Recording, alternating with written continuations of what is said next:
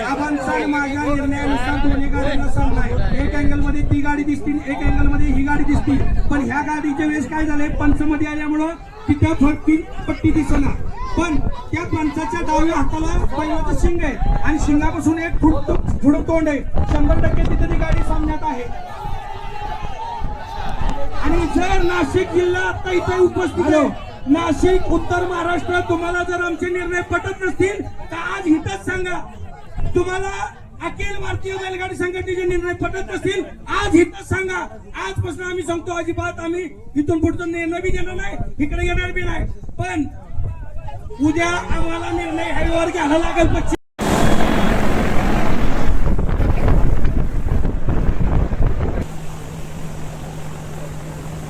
लहान बाळा बघा, मेगा फायनल एकूण रक्कम आहे 12,955 आणि त्याच्याबरोबर पहिला नंबरचं सन्मान चिन्ह कुणाला चिठ्ठ्यावर आई दंडाई माता प्रसन्न, परशुरामदा गणेशपूर यांचा बुद्या आणि राहुल पाटील गणेशपूर यांचा एलपी।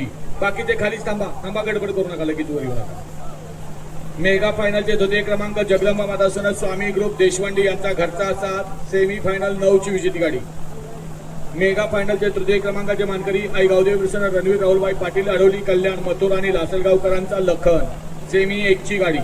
मेगा फायनल 4चे नंबरचे मानकरी गजानन साहेब अकोला अरुण दुरकरी संभाजीनगर यांचा गुरु आणि यक्का फॅन्स क्लब छत्रपती संभाजीनगर यांचा सिंबा गुरु आणि सिंबा सेमी फायनल 4ची गाडी। मेगा फायनलचे पंचम क्रमांकाचे मानकरी